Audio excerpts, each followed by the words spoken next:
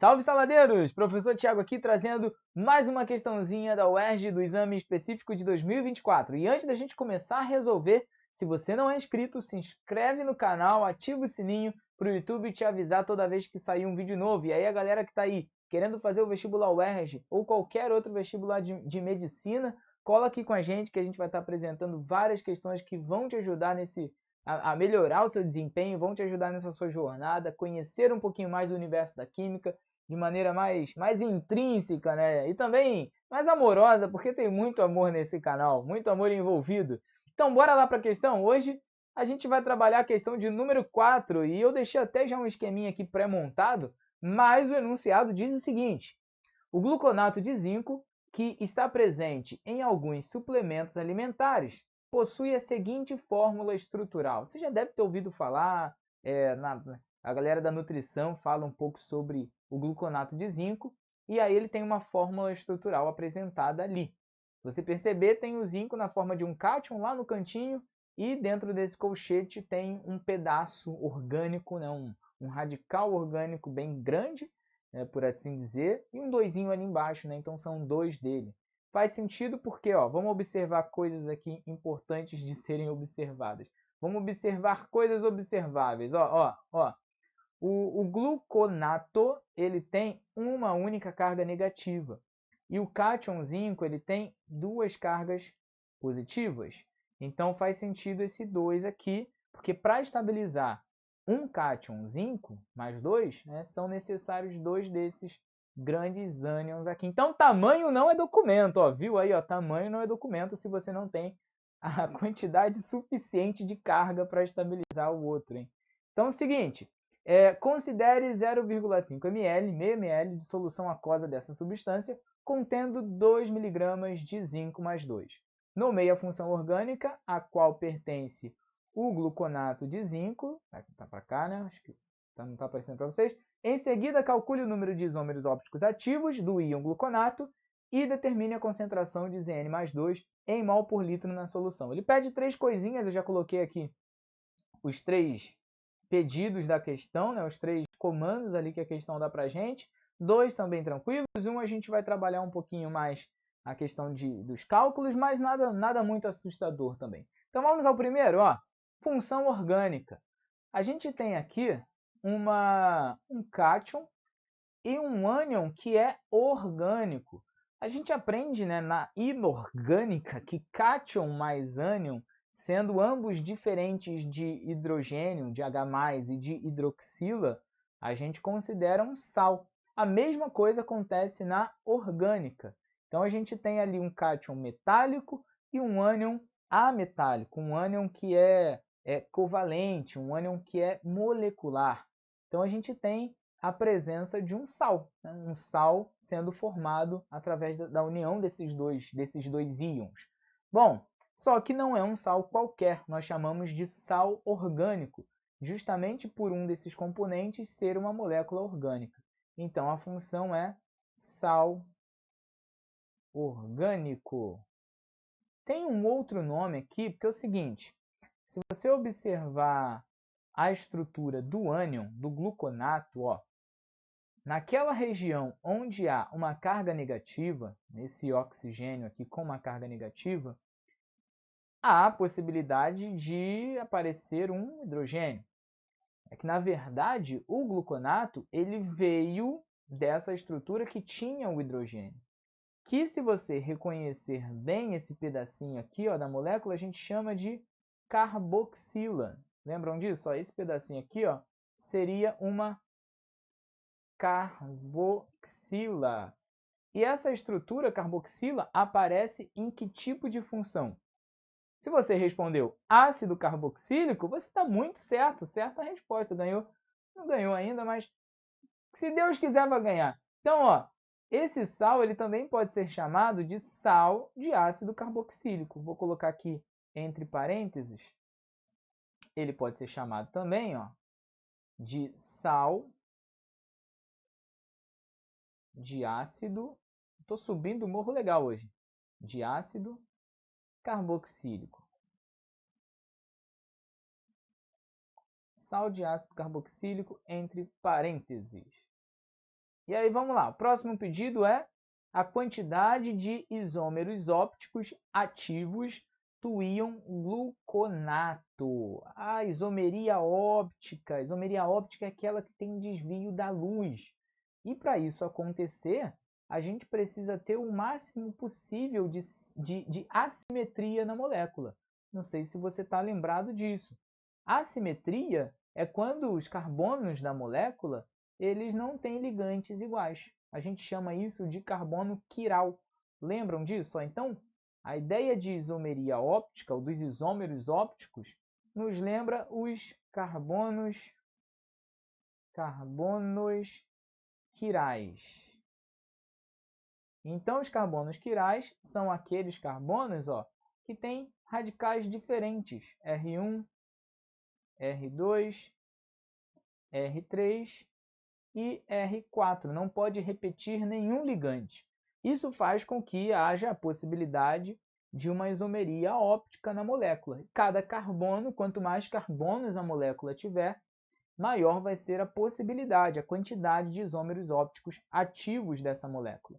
E aí tem uma relaçãozinha numérica que nos ajuda a determinar isso com mais facilidade. Que o número de isômeros ópticos ativos, eu vou chamar dessa maneira aqui, tá?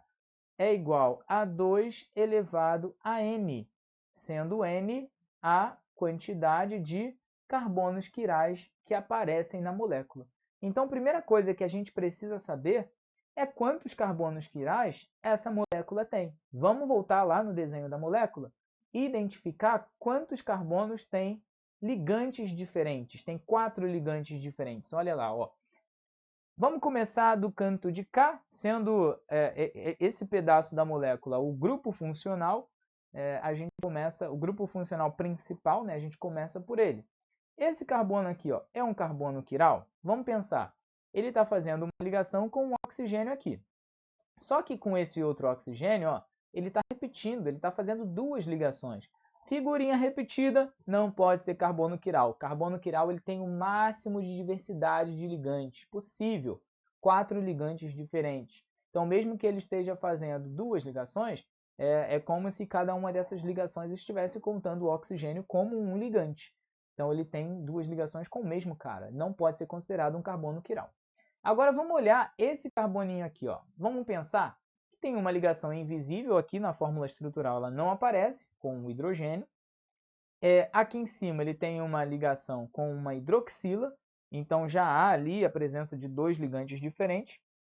Agora a gente tem que olhar para os outros lados.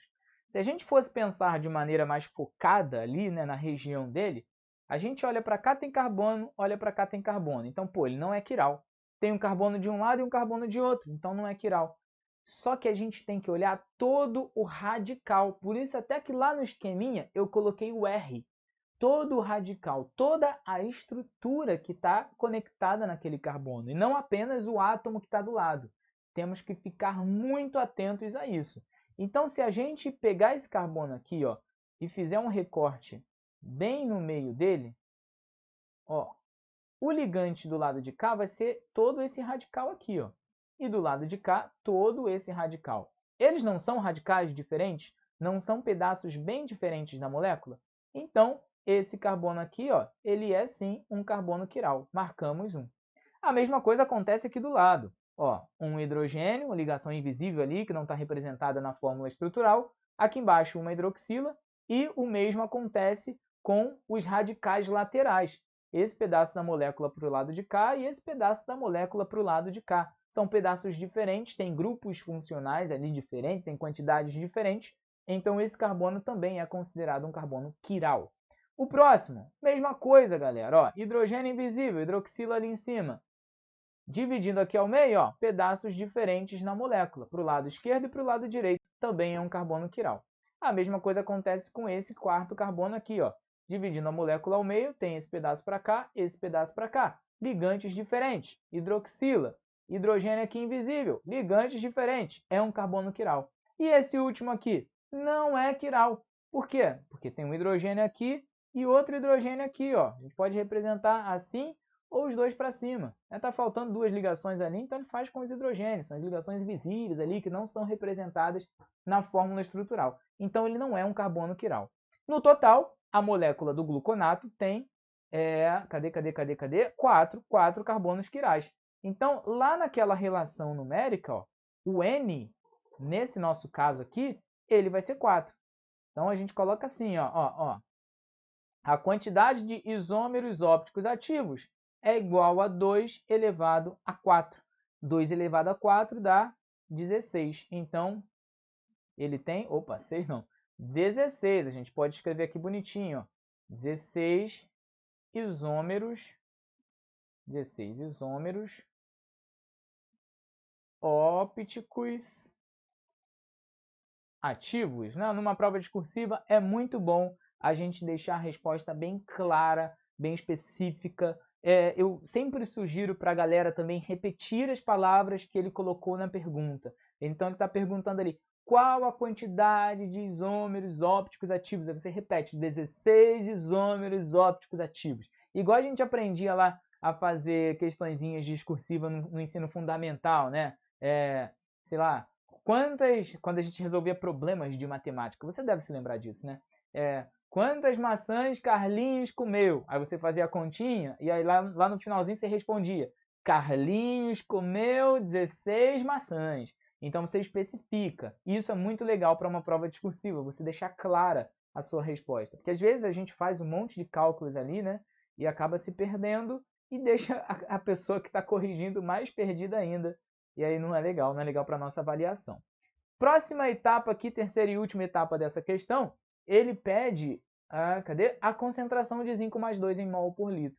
Lembrando que concentração a gente expressa com esses colchetes aqui ao redor da espécie, né, zinco mais 2, a concentração de zinco mais 2 em mol por litro é o mesmo que a gente pegar o número de mols presente ali de zinco, né, então número de mols do zinco presente na solução dividido pelo volume em litro. Então aí a gente já vai ter a concentração em mol por litro. Número de mols, lembrando que é quantidade de matéria. Quantidade de matéria. Então a gente precisa ver na questão como que a quantidade de matéria do zinco está sendo mostrada. Não é em termos de mols, né? Em termos de massa, está em miligrama. Então a gente tem ali a massa do zinco, que é 2 miligramas.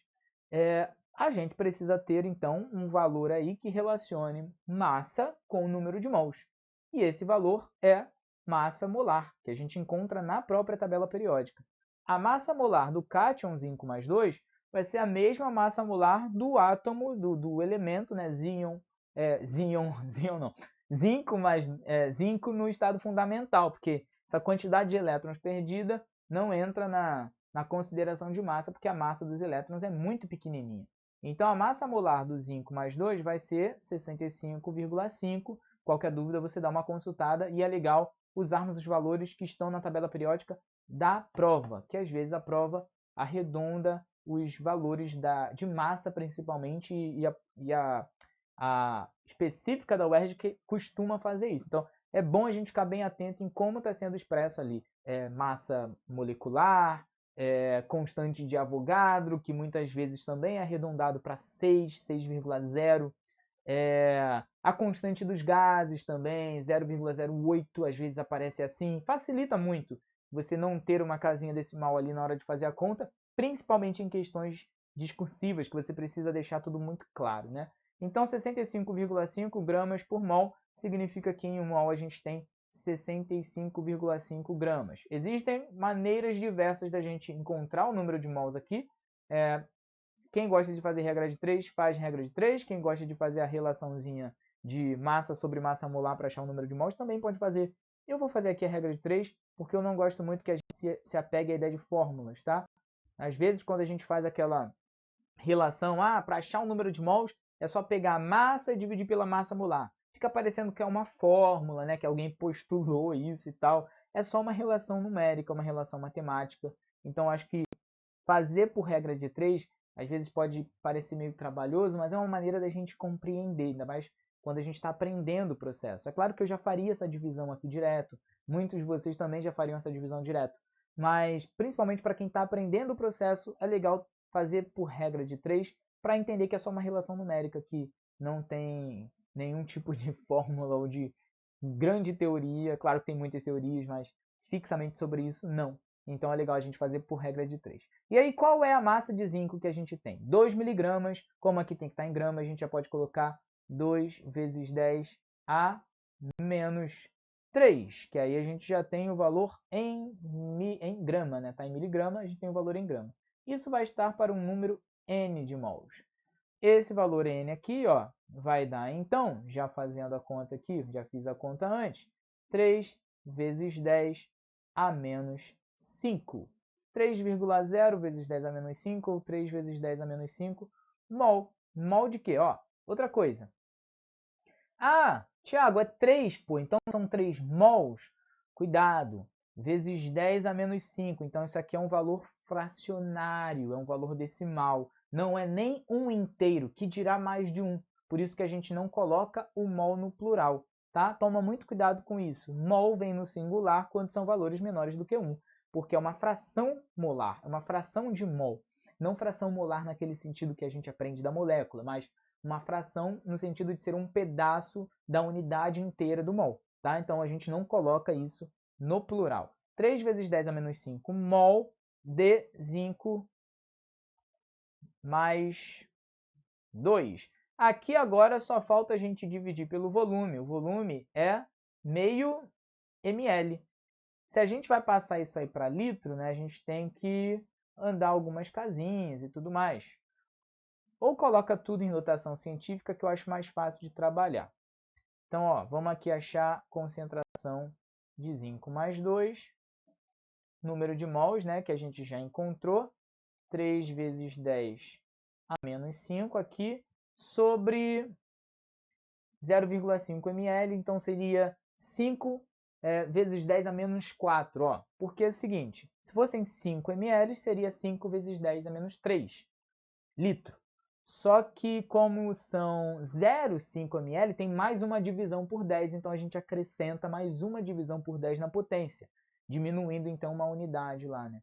Como é negativo, então aqui vai ficar 5 vezes 10 a menos 4, mais fácil de se trabalhar. A gente pode também, sei lá, colocar na mesma potência aqui para dividir, para ficar mais fácil a divisão, né? Isso vai dar no mesmo. Aqui em cima vai ficar 3 e aqui embaixo ficaria 50. Mas enfim, a gente pode fazer de várias maneiras. Tem vários caminhos para você resolver isso daí. Bom, esse resultadinho aqui vai dar 6, né? Duas casas, 0,06 mol por litro. Aí sim, agora a gente encontrou a concentração chegando no resultado final. Então, fechamos aqui o terceiro pedido da questão. É uma questão que não é muito complexa, né? A gente acaba gastando mais tempo para detalhar, para explicar, mas eu tenho certeza que você faria ela bem rapidinho, ainda mais depois de ter acompanhado aqui com a gente.